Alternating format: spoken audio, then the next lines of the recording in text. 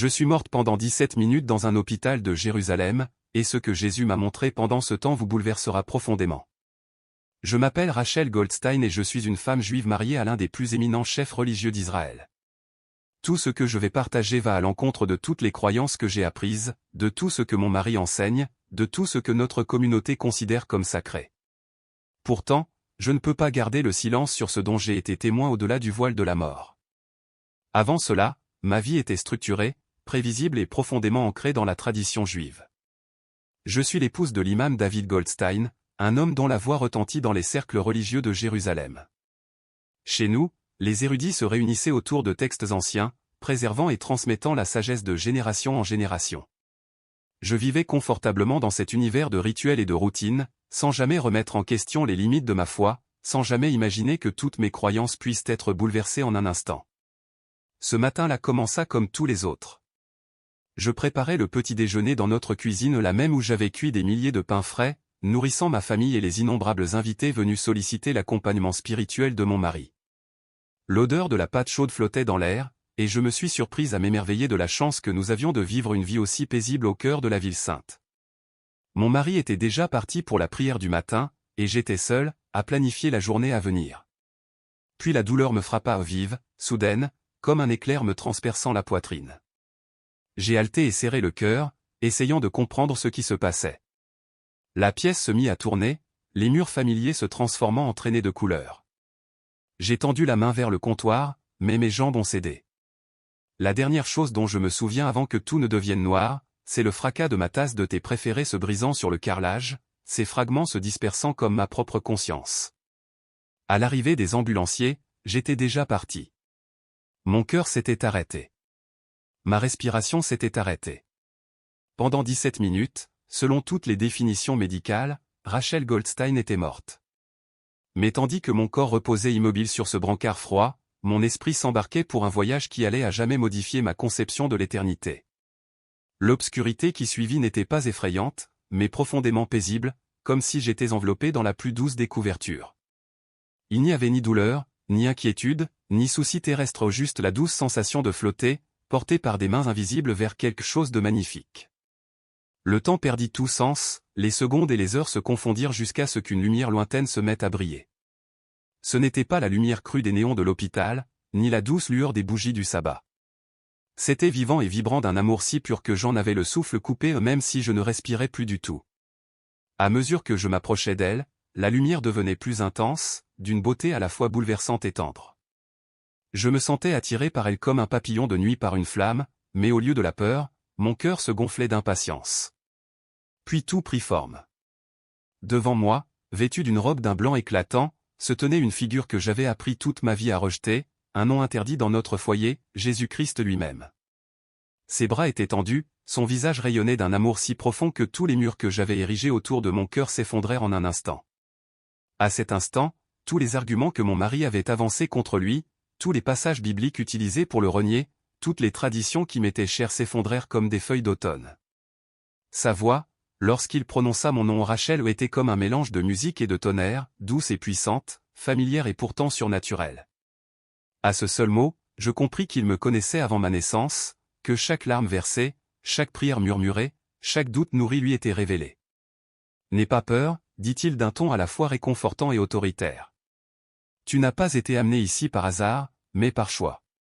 Ce que tu vas voir, tu dois t'en souvenir. Ce que tu vas apprendre, tu dois le partager. » L'espace autour de nous commença à se transformer, et soudain, nous nous trouvâmes au-dessus de la terre. Sous nos pieds s'étendait le marbre bleu et vert de ma demeure depuis 43 ans, mais il semblait altéré, enveloppé d'une lourdeur, d'un brouillard spirituel qui s'accrochait à certaines zones. « Regardez attentivement, dit Jésus en désignant ces zones obscures. Voyez comme l'obscurité s'accumule là où autrefois la lumière brillait avec éclat. Tel est l'état du monde à l'approche de mon retour. Mais avant l'enlèvement promis, avant qu'il ne vienne chercher son épouse, 3 signes évidents surgiront. » Ces paroles me firent trembler l'esprit, sachant qu'on me confiait un fardeau que je n'avais jamais demandé, mais que je ne pouvais refuser.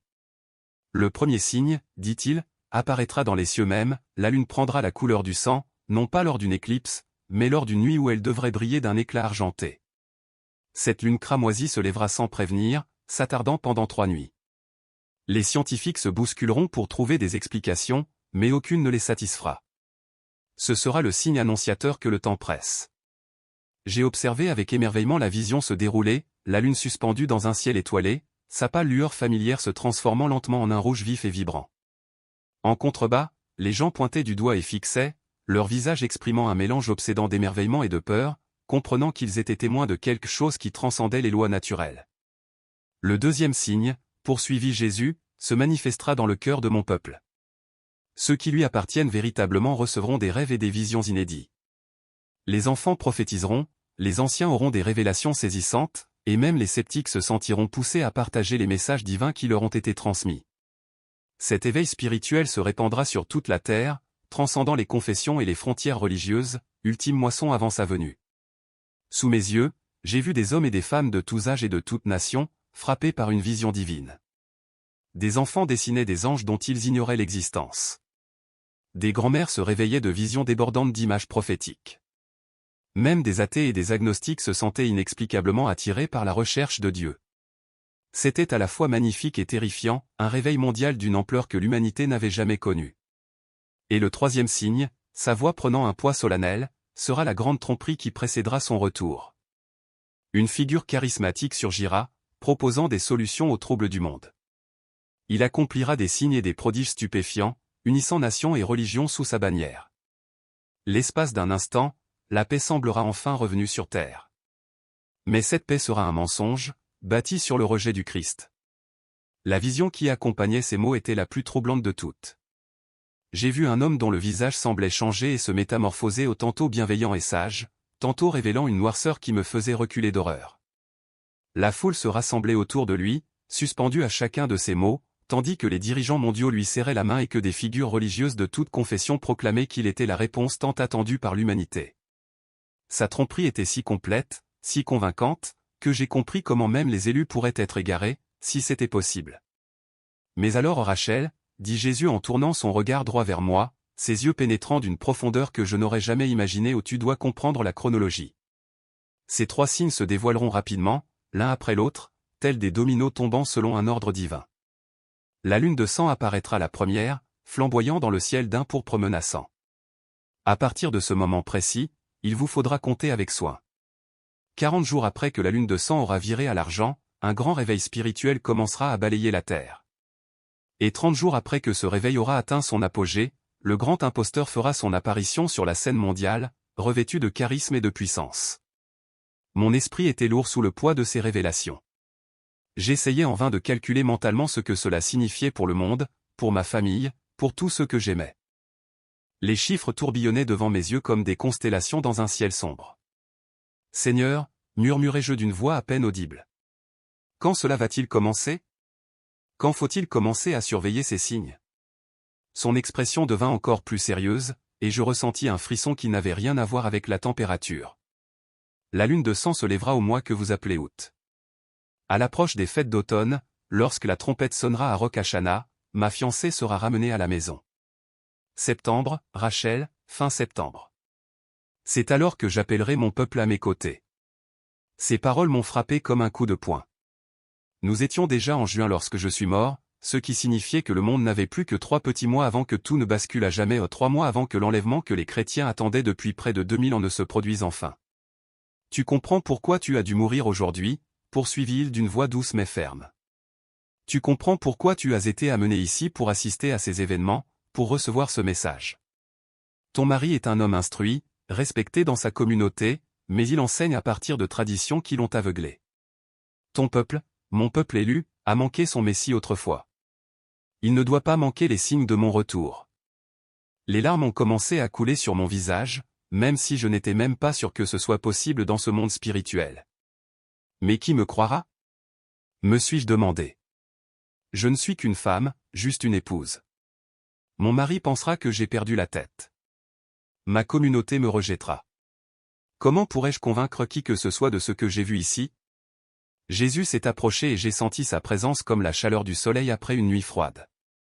Ne t'inquiète pas de savoir qui te croira, Rachel. Ce n'est pas ta responsabilité. Ta responsabilité est simplement de dire ce que tu as vu et entendu.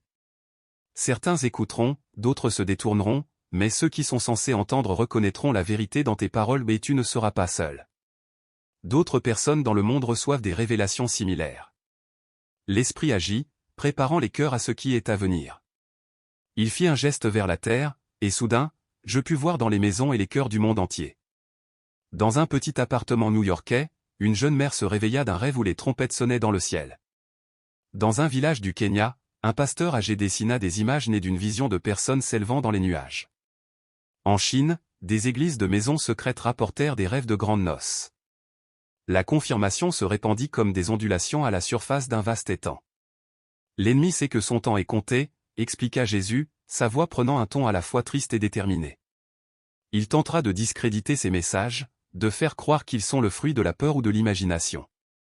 Il utilisera des voix respectées pour se moquer et rejeter ce que mes serviteurs révèlent. Mais la vérité a un pouvoir qu'aucun mensonge ne peut vaincre. Ceux qui me cherchent avec un cœur sincère reconnaîtront ma voix. Le décor changea à nouveau et je me retrouvai à observer le déroulement des événements. Je vis la lune de sang se lever sur Jérusalem, sa lueur étrange projetant des ombres qui semblaient danser avec une vie surnaturelle. Les présentateurs des journaux télévisés cherchaient désespérément des explications. Les scientifiques émirent des théories qui s'effondraient sous l'effet de l'analyse. Les chefs religieux de toute confession se débattaient avec des questions auxquelles ils ne pouvaient répondre. 40 jours plus tard, comme Jésus l'avait promis, un réveil spirituel a commencé. Il a commencé discrètement en quelques personnes rapportant ici et là des rêves et des visions inhabituelles, mais en quelques semaines, il est devenu impossible de l'ignorer. Les réseaux sociaux ont débordé de témoignages de rencontres divines. Les églises, autrefois à moitié vides, regorgeaient désormais de personnes désespérées de comprendre ce qui leur arrivait. Même les médias laïcs ont été contraints de couvrir ce qui ne pouvait être décrit que comme un phénomène spirituel mondial. Puis, exactement 30 jours après que l'éveil eut atteint son paroxysme, il apparut, le grand imposteur. Il émergea de la sphère politique comme un leader charismatique, porteur de solutions à toutes les crises de l'humanité. Des guerres qui faisaient rage depuis des décennies cessèrent sur sa parole. Des problèmes économiques qui semblaient insurmontables furent résolus grâce à ses politiques novatrices. Des conflits religieux qui avaient déchiré des communautés pendant des siècles trouvèrent une solution pacifique sous sa direction. J'ai vu avec horreur le monde accueillir ce faux Messie. Il parlait avec éloquence, accomplissait des miracles convaincants et offrait des promesses si séduisantes que même ceux qui auraient dû être plus avisés ont commencé à le suivre. Des dirigeants du christianisme, du judaïsme, de l'islam, du bouddhisme et de toutes les autres religions ont trouvé un terrain d'entente sous sa bannière. Pour la première fois dans l'histoire de l'humanité, il semblait qu'une véritable paix mondiale était possible. Mais Jésus m'a permis de voir au-delà de la façade. J'ai vu les ténèbres qui se cachaient derrière le sourire charmeur du trompeur, la haine de Dieu qui brûlait dans son cœur comme un feu impie. Ces miracles n'étaient pas alimentés par l'autorité divine, mais par des forces démoniaques se faisant passer pour des anges de lumière. Sa paix reposait sur la suppression de la vérité et le silence de ceux qui osaient remettre en question ses méthodes. C'est pourquoi le moment est si crucial, expliqua Jésus alors que la vision s'estompait. Je n'abandonnerai pas mon épouse face à la suite. La tromperie sera si totale, si convaincante, que même mes élus seraient égarés si c'était possible. Mais avant que les véritables ténèbres ne tombent, avant que ne commence la tribulation sans égale dans l'histoire humaine, j'appellerai mon peuple à revenir. Le poids de la responsabilité pesait sur moi comme un lourd manteau. Comment faire comprendre l'urgence aux gens? Comment les convaincre qu'ils n'avaient que quelques mois, et non des années, pour décider? Raconte-leur exactement ce que tu as vu, répondit Jésus. Parle-leur de la lune de Sandou, du réveil qui suivra, du trompeur qui surgira. Dis-leur que lorsqu'ils verront ces choses commencer à se produire, ils devront lever la tête, car leur rédemption approche et que le choix qu'ils feront dans les mois à venir déterminera où ils passeront l'éternité. Il marqua une pause, son expression devenant encore plus intense. Mais Rachel, il y a autre chose que tu dois comprendre. L'enlèvement ne consiste pas seulement à échapper à la tribulation. Il s'agit d'être prêt pour les noces de l'agneau. Beaucoup de ceux qui se disent chrétiens seront laissés pour compte, non pas faute de salut, mais parce qu'ils sont devenus froids dans leur amour, tièdes dans leur engagement. Ils se réclament de la piété, mais renient sa puissance. Ils vont à l'église, mais vivent pour le monde. Ils parlent de foi, mais marchent dans le compromis. Cette révélation m'a profondément bouleversé. J'avais toujours cru que tous les chrétiens seraient enlevés. Mais Jésus m'a montré que la préparation est plus qu'une simple prière faite il y a des années. C'est une relation vivante et vivante avec lui, Un cœur entièrement abandonné, une vie entièrement consacrée, un esprit impatient de son retour. Il a poursuivi, vous connaissez la parabole des 10 vierges, 5 étaient sages et 5 étaient folles. Toutes avaient des lampes, toutes attendaient l'époux, mais seule la moitié était vraiment prête à sa venue. L'huile dans leurs lampes représente la présence du Saint-Esprit dans leur vie, le feu de la dévotion qui brûle avec intensité même dans les heures les plus sombres. Ceux qui n'ont pas d'huile se retrouveront exclus. Non pas parce qu'ils n'avaient jamais été invités, mais parce qu'ils n'étaient pas préparés. Les implications de ces paroles ont commencé à m'apparaître, s'immisçant dans tous les recoins de ma compréhension une prise de conscience troublante, un simple assentiment intellectuel ne suffisait pas. Il ne suffisait pas de croire en Jésus intellectuellement, d'assister à des offices religieux ou de suivre des principes moraux. Ce que Jésus décrivait était une relation radicale et dévorante qui transformait chaque aspect de la vie d'une personne. Il parlait de gens qui vivaient chaque jour comme si son retour pouvait survenir à tout moment, prenant des décisions fondées sur des valeurs éternelles plutôt que temporelles, l'aimant plus que leur propre vie. Comment savoir si je suis prêt, demandai-je, soudain incertaine quant à ma propre condition spirituelle. Comment sait-on s'il y a assez d'huile dans sa lampe? Jésus sourit, l'expression pleine de tendresse. Ceux qui sont vraiment prêts n'ont pas à se poser de questions, Rachel. Ils le savent parce qu'ils ont faim et soif de justice. Ils le savent parce qu'ils ne peuvent imaginer vivre sans communion quotidienne avec moi. Ils le savent parce que les choses de ce monde se sont étrangement estompées à la lumière de ma gloire et de ma grâce. Ce sont eux qui n'attendent pas seulement mon retour, mais qui le désirent de tout leur être. À ces mots, j'ai senti un feu s'allumer en moi. Malgré mon éducation juive, malgré les traditions religieuses qui avaient façonné ma vision du monde, je savais avec une certitude absolue que je voulais être parmi ceux qui étaient prêts. Je voulais être parmi les vierges sages qui avaient de l'huile dans leurs lampes. Je voulais faire partie de la mariée qui s'était préparée pour le festin nuptial. Jésus, murmurai-je en tombant à genoux dans ce royaume spirituel. Je crois que tu es celui que tu prétends être. Je crois que tu es mort pour mes péchés et ressuscité. Je crois que tu reviens pour ton peuple. S'il te plaît, prépare-moi. S'il te plaît, donne-moi l'huile dont j'ai besoin pour ma lampe. Je ne veux pas être laissé pour compte quand tu viendras. Dès que ces mots ont quitté mes lèvres, j'ai senti une transformation s'opérer au plus profond de mon être, comme si chaque cellule de mon corps spirituel se renouvelait, comme si la lumière inondait des lieux qui avaient été obscurs toute ma vie. Le Jésus que j'avais appris à rejeter est devenu celui sans lequel je ne pouvais plus vivre. Le Messie que mon peuple avait manqué est devenu mon Seigneur et Sauveur personnel. Maintenant, tu comprends, dit Jésus d'une voix joyeuse. Maintenant, tu comprends vraiment pourquoi tu devais mourir aujourd'hui, pourquoi tu devais voir ces choses, pourquoi tu dois revenir avertir les autres. Tu n'es pas seulement une messagère, Rachel.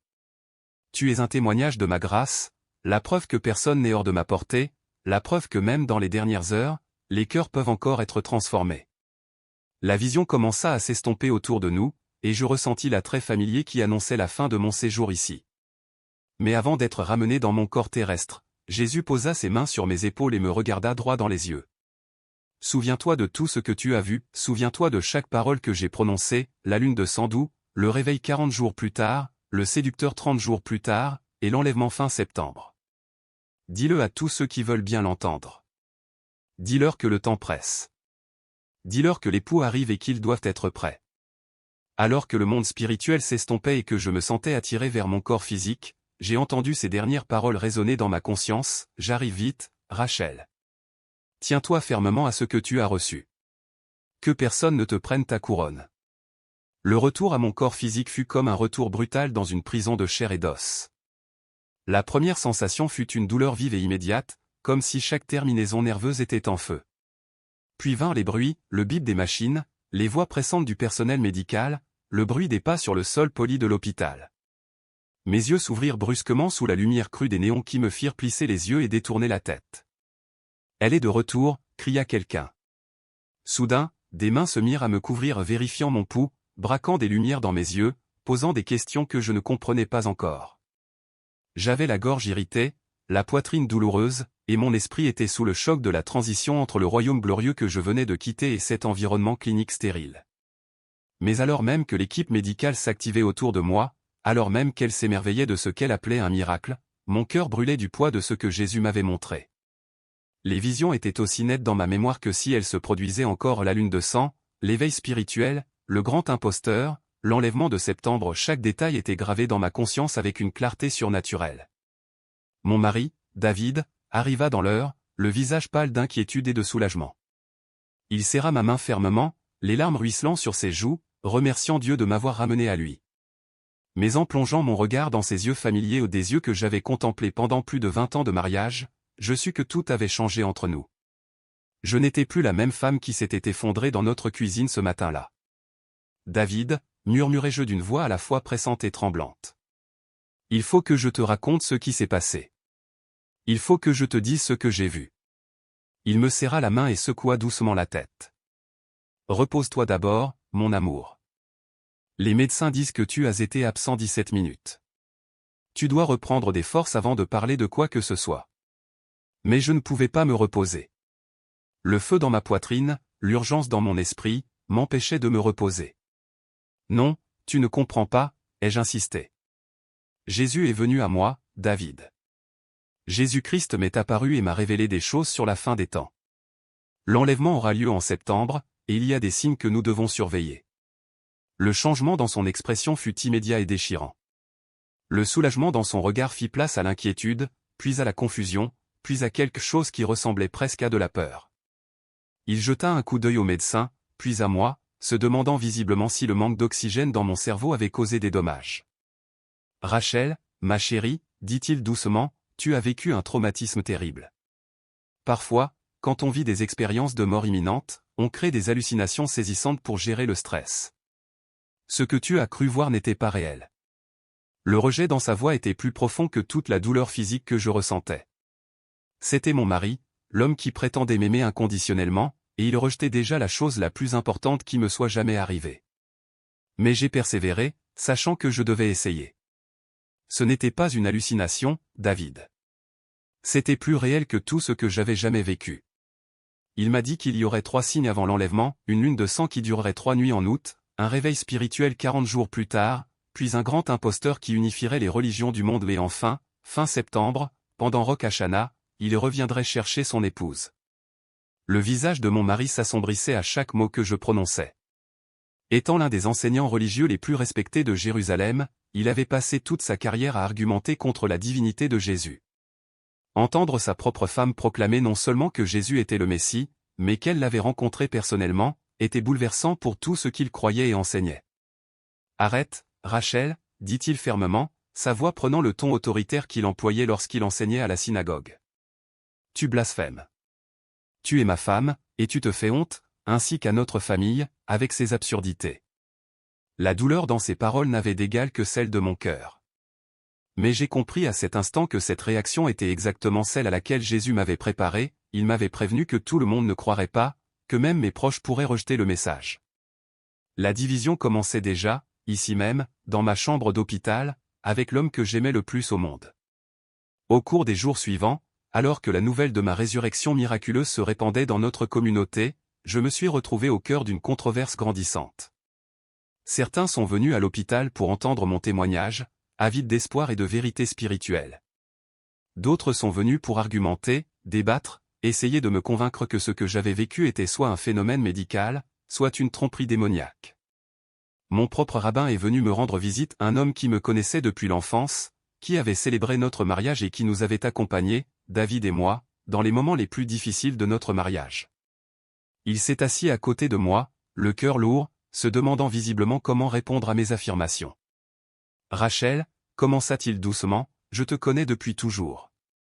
Je t'ai vu grandir, d'enfant curieuse à femme de foi dévouée.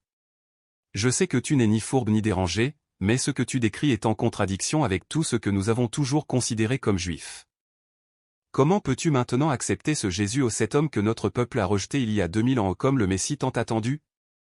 Je marquai une pause, inspirant profondément tandis que le Saint-Esprit murmurait des paroles que je n'avais jamais apprises au séminaire. « Rabbi, dis-je, et si nous avions tort? Et si nos ancêtres l'avaient manqué parce qu'ils cherchaient un libérateur politique plutôt qu'un véritable libérateur spirituel? Et si les prophéties du serviteur souffrant d'Isaïe annonçaient Jésus? Et si sa mort et sa résurrection n'étaient pas un chapitre final, mais l'inauguration de notre propre rédemption? » Les larmes montèrent aux yeux du vieil homme. « Vous me demandez de croire que chaque enseignement, chaque conviction, chaque sacrifice de notre peuple reposait sur un malentendu. Je ne vous demande pas de croire, répondis-je, la voix tremblante de conviction. Je vous raconte ce que j'ai vu dans ce royaume entre la vie et la mort. Jésus a révélé son amour éternel pour Israël, sa nation élue, et m'a montré qu'il était vraiment venu comme Messie, mais nous ne l'avons pas reconnu. Les visions qu'il m'a accordées n'étaient pas celles d'un jugement, mais d'une délivrance. Il reviendra pour tous ceux qui croient en lui, juifs comme gentils.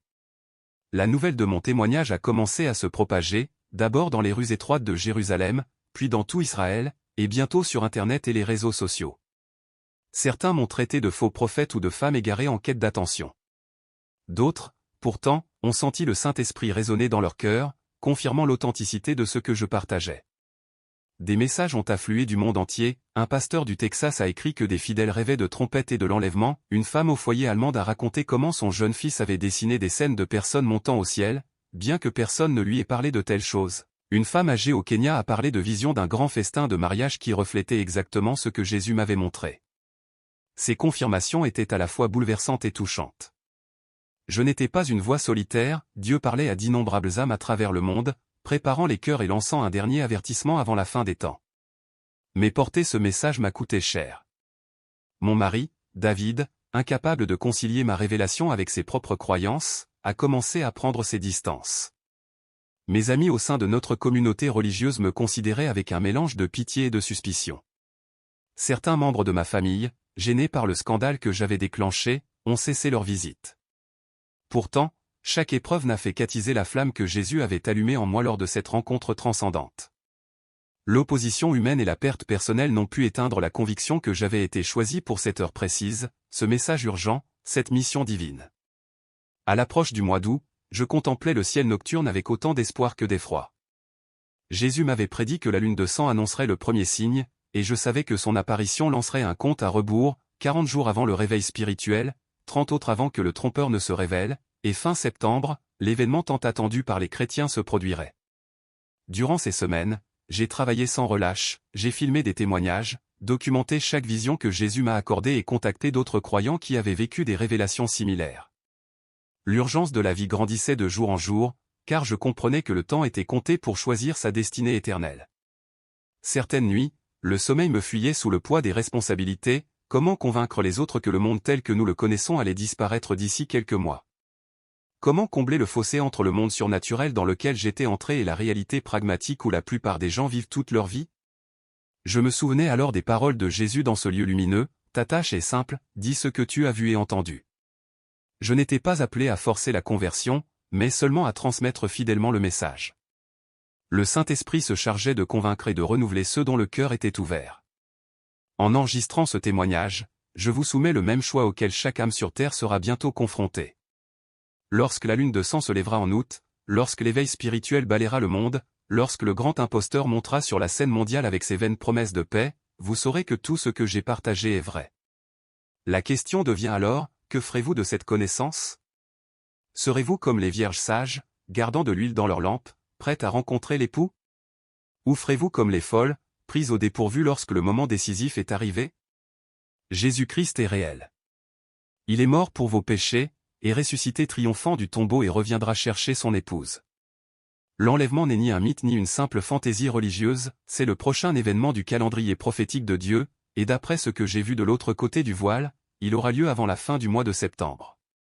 Ne remettez pas votre décision à plus tard. Ne présumez pas que vous avez des années pour chercher Dieu. Les signes sont sur le point de se manifester, et une fois apparus, les événements s'accéléreront vers leur accomplissement divin. Si vous n'avez jamais accepté Jésus-Christ comme Seigneur et Sauveur, faites-le maintenant.